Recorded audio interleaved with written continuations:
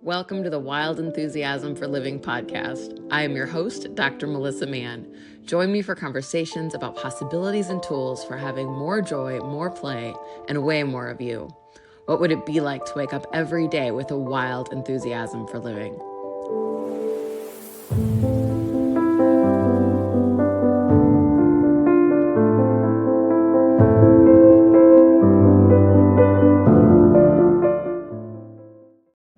Hello and welcome to the Wild Enthusiasm for Living podcast. I'm your host, Dr. Melissa Mann, and today we'll be talking about being an empath, how to protect your energy, and how to still stay connected to your heart.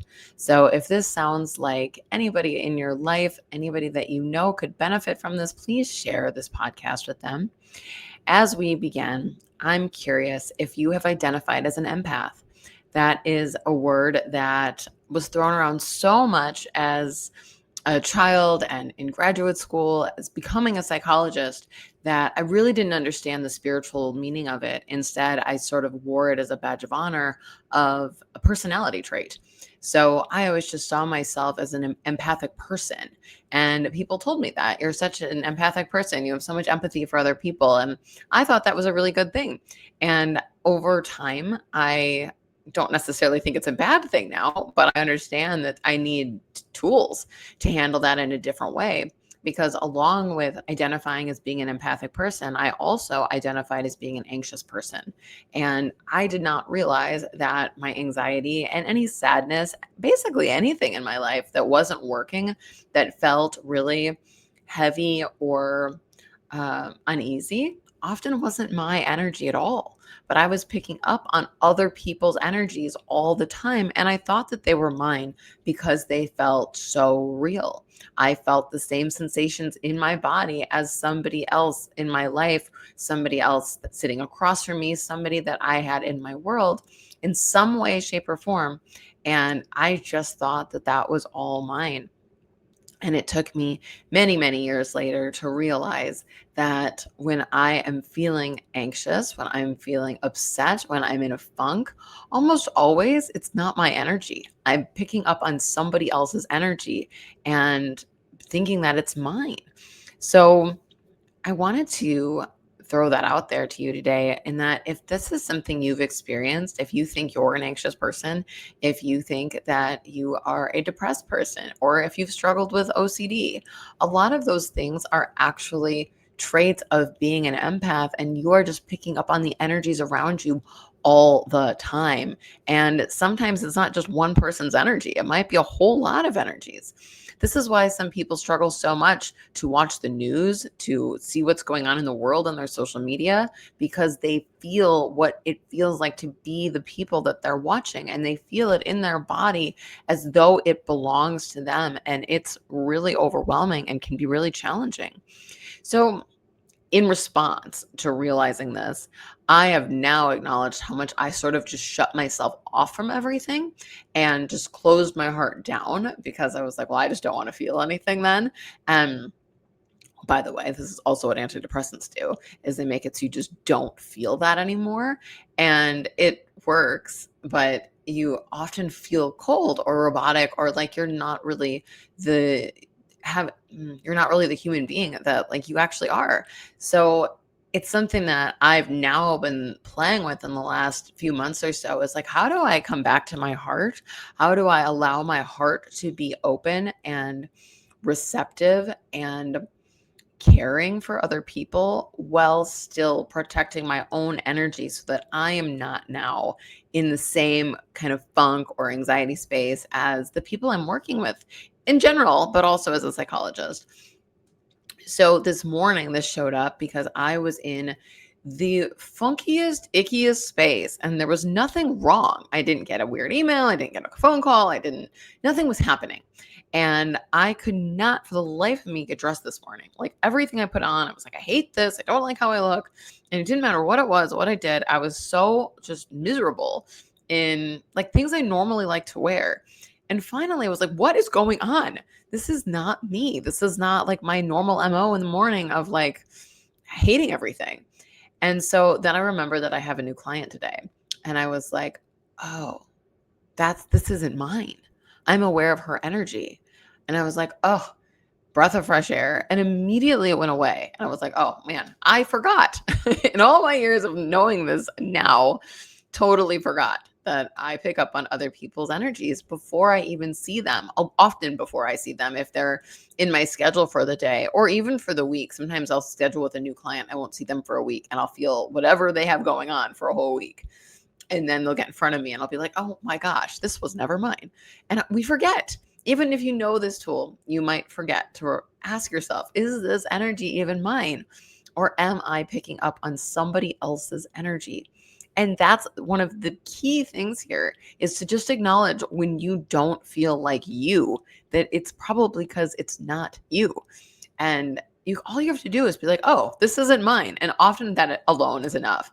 If you're still like a little like, I don't know, it's not mine, but it's not going away, you might just be like, okay, return to source, return to the sender who's struggling with whatever this is, send them love, allow your heart to open and to send them love and light and high vibration, so that they might be able to do something different, but you don't have to hold on to it anymore. That being said, there's some things you can do to protect your energy throughout your day, and things I kind of start my day with and then sort of brush up on throughout the day, and then maybe end the day also, as a protective way to just be aware of your own energy all the time and to be able to stand in your own space, in your own energy, in your own power, so that you know what you feel like. And that when something comes into your space that isn't you, you can also acknowledge like, oh, this isn't mine though, and it will go away.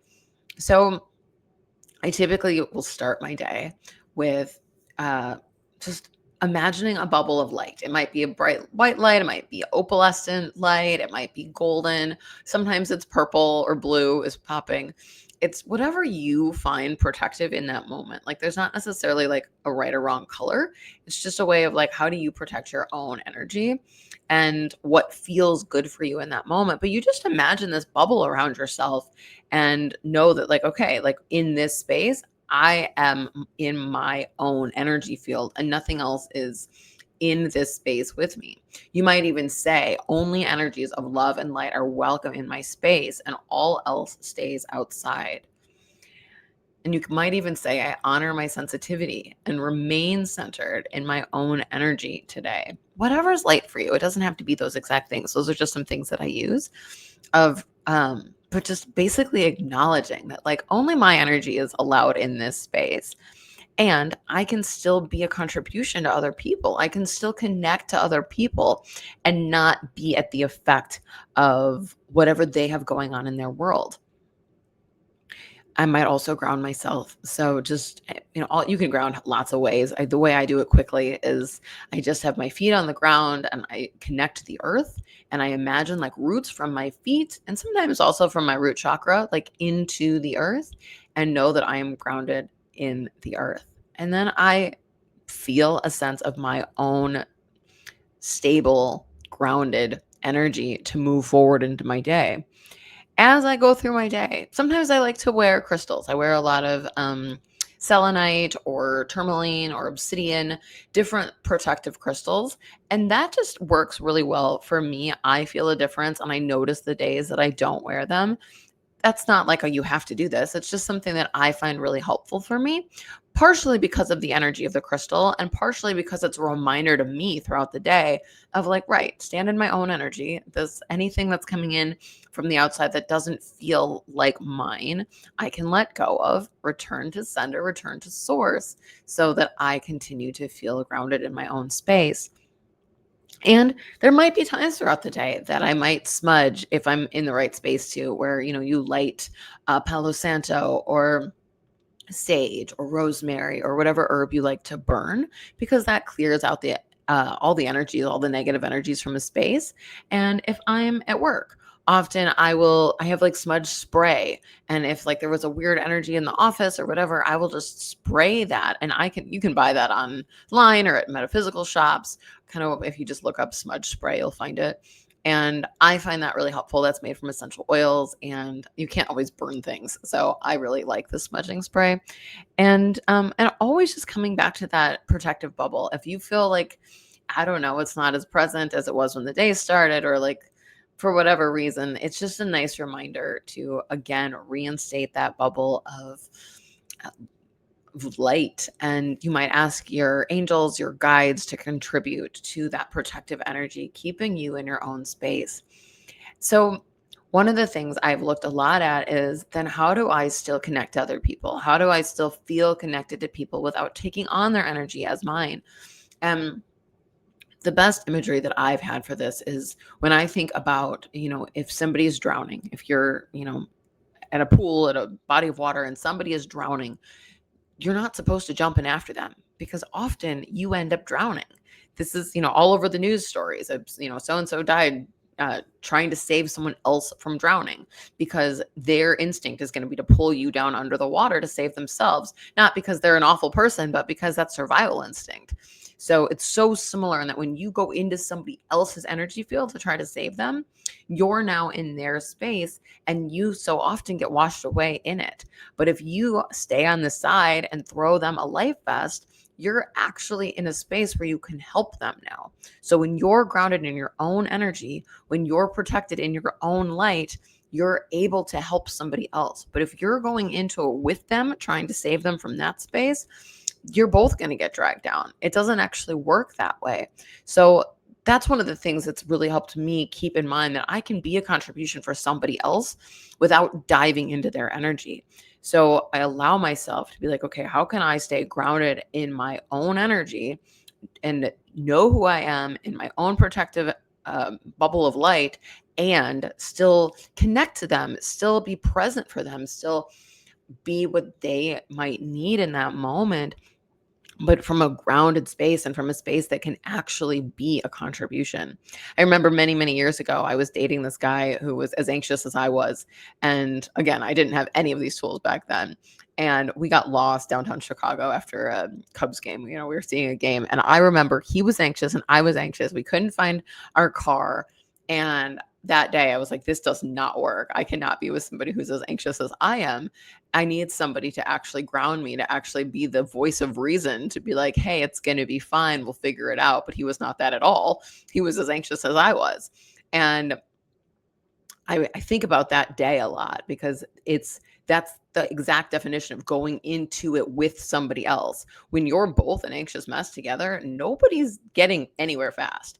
But if you can be the voice of reason for somebody else, if you can be the one who stays in your own energy and stay grounded, you're such a greater contribution. Again, not from being closed off, but from actually allowing your heart to be open and willing to contribute, where you are actually, sometimes I'll even like imagine emitting like green or pink like light from my heart to be a contribution to the person in front of me. You don't have to be closed off. And you can also do some cord cutting. So if you leave an interaction and you're like, oh, I don't know what happened there, but I feel like I just took on that person's energy, or I feel so connected to that person now and not in a great way, you probably created some energy strands between you in that interaction. And all you need to do is clear and cut those cords, cut those strands. So sometimes it's as simple as like, okay, all the cords that got created from that interaction, I now cut them. And sometimes it might be, if they are really icky, sticky, you might imagine your angels, your guides, like helping you to cut those cords. Sometimes I'll imagine Archangel Michael's sword, like cutting through those cords, anything that I'm struggling to cut through, and letting them fall away and let that person, and their energy sort of separate from you. And I often will do this at the end of the day as just a general ritual of any cords that got created throughout today, anybody's energy field that I'm connected to that isn't a contribution to my life. I now cut all of those cords and let them all dissipate, release, fall away. And as I'm going to bed, I just ask that as I go to sleep, I'm protected from all outside energies that are not a contribution to me and my highest good. And I found that since I really have started to make this part of my daily ritual. I'm sleeping better. I'm going through the day differently. I'm less tired because so often we pick up on exhaustion from other people around us. Even before I got on to do this podcast today, I it's like, oh my gosh, I'm so tired. And I was like, wait, that's not mine. Right. So I just was like, okay, I don't even know where that came from, but I don't have to. Sometimes you'll know, like you'll see the person and you're like, oh, this is absolutely where this energy came from. And sometimes you don't. And you're like, okay, I don't know where this energy came from, but it is not mine. And return to source, return to sender with love. And I'm going to be back in my own energy field. And I cut all cords from anyone who is impacting me in a negative way. And it's really changed something for me. It's changed something where I actually feel so much stronger and just more like grounded in my own space and also more familiar with what my energy actually feels like, which is different than how I used to be when I just pick up on everybody's everything all the time. And that's just been a massive game changer in my world because it doesn't have to be all or nothing. And I mean, we could go on about that, about a lot of topics, right? But, specifically in this, it doesn't have to be that I'm either so in everybody's space and in everybody's field. And, when I was a child was like, I'm the best friend in the world. You can call me at 2 a.m. and I will be there for you. And that mattered to me. That was a huge value of mine, that I was always there for everybody else. I can see over time how that became a quick recipe for burnout and anxiety and overwhelm all the time because that didn't actually work for me, and I'm not really sure it worked for anybody else. Everybody said I was a really good friend, but I'm not sure I changed anybody's world. But once I started to really start to like protect my own energy, be in my own space, and still willing to be a contribution to other people, but I also know that when I prioritize myself, when I am willing to show up in my own life and make myself a priority also, not only is that a greater contribution to me, but it's actually a greater contribution to other people because I'm not trying to pour from an empty cup. I'm not, if I'm irritable or overwhelmed, I'm not pushing that into anybody else's energy field either. And that's a greater contribution than if I was trying to be there for everybody, but also not protecting my own energy. Now it's just a whole energy mess of everybody's stuff, and it doesn't actually create. So it's completely changed things for me. And it's really getting to that space of I can be both. I can protect myself, protect my energy, feel really grounded and solid, and still be a contribution to other people, and still have an open heart, and still be what is going to be the greatest contribution to other people and myself. So I hope this was helpful for you. If you have questions about this, please let me know. This is a topic that comes up a lot in my world with clients, with just people in my life, and it comes up in my own world a lot. I'm a psychologist. I work with varying levels of mental health on a regular basis, and sometimes it can be really heavy and really sticky and everything else. And if you work in any kind of social service field, if you're a teacher, if you're working with the general public, pretty much, you're going to be picking up on stuff if you have that empath thing going on in your world like I do. So this is such a game changer on how to really get present with what is going to be the greatest contribution for everybody. So anyways, I think that's all I have for you. I hope you have an amazing rest of your day, and I will see you next time.